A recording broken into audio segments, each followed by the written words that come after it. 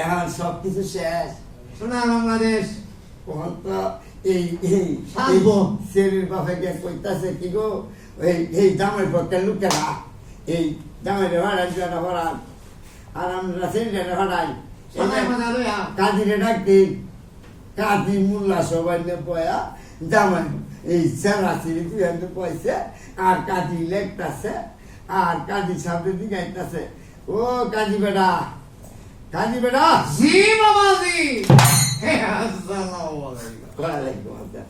বাদাম দেরি হইল না যে এ, সময়টা মা তুমি এই পাশে বসো